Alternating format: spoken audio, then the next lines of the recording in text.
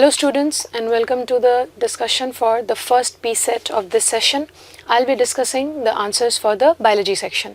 So the very first question, which of the following are true for microalgae? Now the very beginning microalgae mention हो गए, मतलब we are talking about plants. So going by that logic, use of sunlight, that is going to be true. Now microalgae, they are basically cultivated for what? They can be used as a food source. And why are we using them as a food source? Because they are rich in nutrients.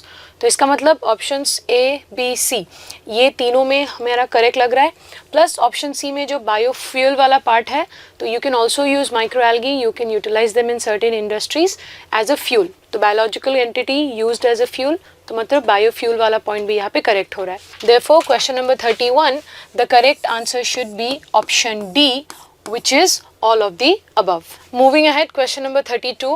Dash is a material rich in nutrients.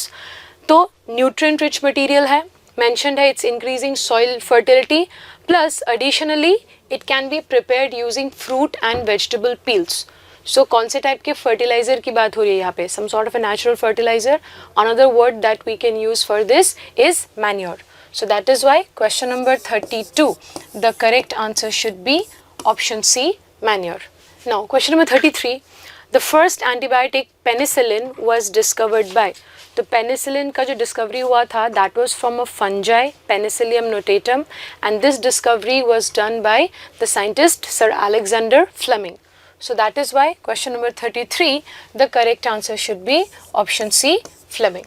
Now question number 34, the different types of components present in a habitat. तो किसी भी natural habitat में दो तरीके के components present होंगे, living and non-living. The living components are also called as biotic components, while the non-living components, they are also called as abiotic components. तो दोनों present होने पड़ेंगे. That is why option C, both biotic and abiotic components, that should be our correct answer over here. Now question number 35. A community comprises different populations sharing same habitat. ये statement correct हो रहा है. एक biological community में अलग अलग type के species, अलग अलग type के populations, they coexist in that area. So statement 1 is correct. Organisms of a habitat interact and depend on one another. तो अगर किसी पर्टिकुलर एरिया में मल्टीपल पॉपुलेशंस रहेंगे तो directly and indirectly they will always interact with each other, and इस interaction की वजह से इनको एक दूसरे से बेनिफिट्स भी मिलेंगे. तो इसका मतलब क्या होंगे? They are going to become codependent. So going by that logic, statement 2 भी यहाँ पे क्या हो रहा है? करेक्ट हो रहा है. सो इसका मतलब क्वेश्चन नंबर 35 में both statements 1 and 2 are correct. Therefore the answer should be option D. Now question number 36, who is considered as the father of microbiology? तो जो first living cell है उसका जो डिस्कवरी किया गया था, that was by Antoine von Leeuwenhoek. तो Leeuwenhoek, because of his contributions in the study of the first living cells, उनको माना जाता है the father of microbiology. That is why question number 36, the correct answer should be option A. Now question number 37, why is glycerin put upon samples on a glass slide? तो ये application based question हो गया. तो जब भी हम लोग glass slide में कोई एक सैम्पल ऐड करते हैं, आफ्टर दैट उसको माइक्रोस्कोप में ऑब्जर्व करने के टाइम पे we tend to put a few drops of glycerin on it. तो ये ग्लिसरीन ऐड करने का यहाँ पे रीज़न क्या हो रहा है? सो ग्लिसरीन, उसके एडिशन की वजह से क्या होगा, उस सैम्पल और उसके आसपास जो भी मॉइस्चर है वो मेनटेन होके रह जाएगा.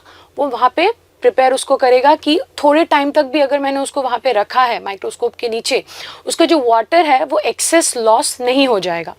तो इसका मतलब जो ड्राइंग आउट वाला प्रॉब्लम है वो प्रॉब्लम अभी हम लोग यहाँ पे प्रिवेंट कर सकते हैं. So what we can say is glycerin का यहाँ पे बेनिफिट क्या होगा? It prevents the sample from drying out. So question number 37, the correct answer should be option D. Now question number 38 and 39 both are related to cell shapes, and उसमें क्या हमें variety देखने को मिल सकता है. So question number 38, when a human cheek cell is observed under a microscope, so what do we observe? तो human cells अलग अलग शेप के हो सकते हैं. नेक्स्ट क्वेश्चन में भी हम लोग ये चीज़ देखेंगे. लेकिन एग्जैक्टली जो चीक सेल्स हो रहे हैं उनका जो शेप होता है that is considered to be polygonal in nature. तो मल्टीपल उसके साइड्स होंगे, तो polygonal shape. That is why question number 38, the correct answer it should be option A, polygon shaped structure. Now question number 39, a muscle cell is shaped like dash. तो ये blank हम कैसे fill करेंगे? Muscle के जो sales हैं उनके variable shapes हो सकते हैं। एक जो कॉमन शेप मसल सेल में देखा जा रहा है that is going to be a spindle shape. तो स्पिंडल शेप मसल सेल हुआ, तो going by that option B and option D, अभी ये दोनों हमें सही जैसे लग रहा है। The second part of the question is while a nerve cell is very dash. तो हमारे जो न्यूरॉन्स हो रहे हैं, नर्व सेल्स हो रहे हैं, they are considered to be one of the longest cells of the human body. तो इसका मतलब नर्व सेल्स क्या होने वाले हैं? लॉन्ग। तो muscle cell is shape like a spindle while a nerve cell is very long. Question number 39, the correct answer should be option B. Now question number 40, antibiotics work against which type of infections? So we know that we use antibiotics as a medicine to treat certain infections. लेकिन different type के जो body में infections हो रहे हैं अलग अलग causal organisms की वजह से होंगे। तो एंटीबायोटिक्स प्रिसाइसली किसके अगेंस्ट काम करते हैं? They tend to work against bacterial infections, not protozoan और नॉट वायरल इन्फेक्शंस। तो इसका मतलब question number 40, the correct answer should be option B. Now question number 41, which gas is released during yeast fermentation that makes dough rise? तो generally baking वगैरह के लिए जो dough हम लोग यूज़ करते हैं उसमें एक इंग्रेडिएंट ऐड किया जाता है yeast. So yeast is what? Yeast is a unicellular fungi. तो ईस्ट वो परफॉर्म करेगा fermentation and one product of that fermentation it tends to be the gas carbon dioxide. तो जब कार्बन डाइऑक्साइड ईस्ट प्रोड्यूस करेगा तो वो जो dough होगा उस डो में वो कार्बन डाइऑक्साइड ट्रैप होगा, जिसकी वजह से ऐसा लगेगा कि डो ऐसे राइज हो गया है। इसकी वजह से आफ्टर बेकिंग वो फ्लफी हो जाता है, उसमें कुछ ओपनिंग स्पोर्स जैसे देखने को मिलते हैं। तो इसका मतलब question number 41, the correct answer should B the gas carbon dioxide which is option D. Now question number 42, what is the primary definition of health according to World Health Organization? तो WHO जब बोलता है कि कोई person healthy है या फिर उनका हेल्थ को वो डिफाइन करता है, there are three parts that it focuses upon. One is considered to be physical well-being, the second is going to be mental well-being and the third is social well-being. So इसका मतलब it's a state of complete physical, mental and social well-being.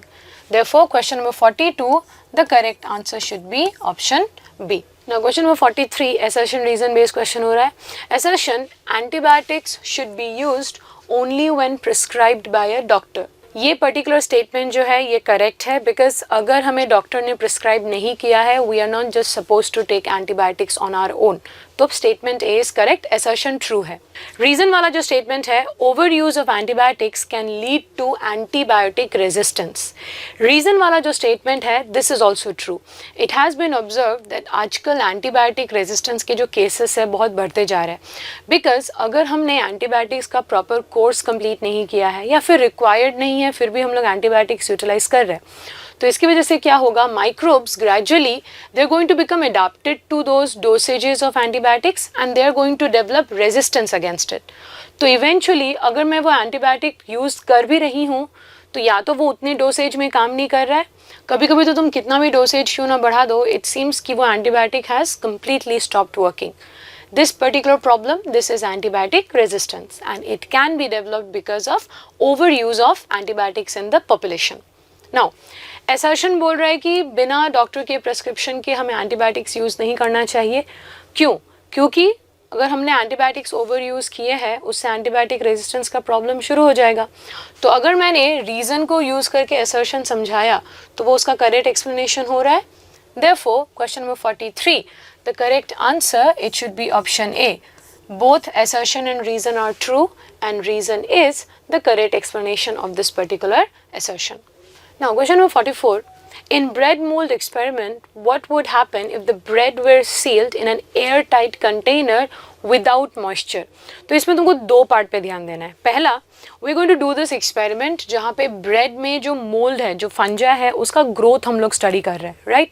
तो इस particular experiment में हमने दो चीज़ें change की। पहला क्या, उसको एक ऐसे कंटेनर में रखा है विच इज़ एयर टाइट, मतलब कंटेनर के अंदर और कंटेनर के बाहर का जो एनवायरनमेंट है उसके बीच में कोई कनेक्शन नहीं हो रहा है।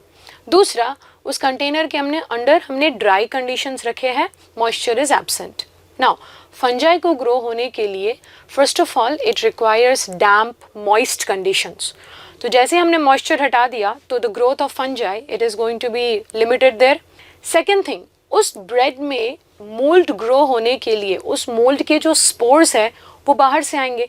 तो अगर मैंने कंटेनर ही एयर टाइट करके रखा है तो बाहर से कोई स्पोर आ नहीं पाएगा। तो मतलब अगेन क्या हो रहा है, स्पोर का वहाँ पे एंट्री नहीं हो रहा है, तो there is not going to be any growth. तो इसका मतलब what will happen in this experiment, mould will not grow. तो इसका मतलब question number 44, the correct answer should be option B. Now, last question, question number 45. Which of the following is a communicable disease? So, what is a communicable disease?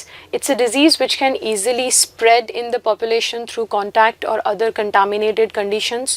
Now, इसमें से जो chicken pox वाला condition हो रहा है, that is one disease जो from one person to the other उस particular area में स्प्रेड हो सकता है। तो इसका मतलब कम्युनिकेबल डिजीज इसमें कौन हुआ, chicken pox. So the answer should be option C, chicken pox. So, I hope with this video any doubts that you had regarding the questions and their solutions have been cleared. I hope your exam was well and I look forward to seeing you in the classes of PNC Academy. Thank you.